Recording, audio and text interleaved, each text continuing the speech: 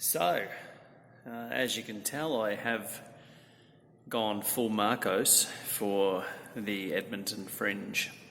Time for my recap for today's shows. So my first show was a Walk This K at 12:45, and I had about 30 people in. The room's about a 90-seat venue, so it was okay, but hopefully that crowds pick up.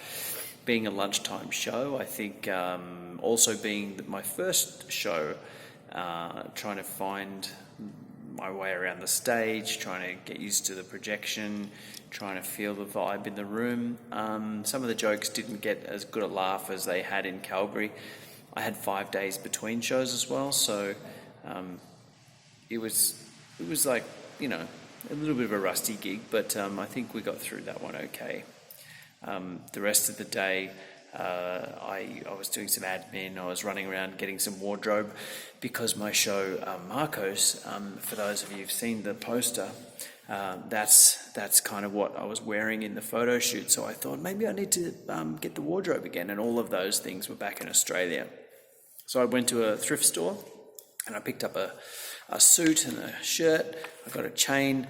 I shaved the mustache in. So that's what I'm going to have to wear for the rest of the run. So this show I'm wearing a beard, but now I can't grow my beard every day for the other show. So I've committed to the Marcos look, and I'm going to have to do Walk This K with this on. So that's going to be a bit weird, but whatever. It's just facial hair. They'll get over it. So I got to my show, Marcos, for a 10 o'clock show tonight, and it was very close to sold out. It might be sold out, I don't know. I have to log in and check the sales. But when I came out on stage, there was only about 30 people in the room. It's only a 60-something seat room, but half of the crowd weren't there, and I was thinking that's not right, because most of the tickets were sold when I checked an hour earlier. And sure enough, I made a few references to this, and I was a bit weirded out by it.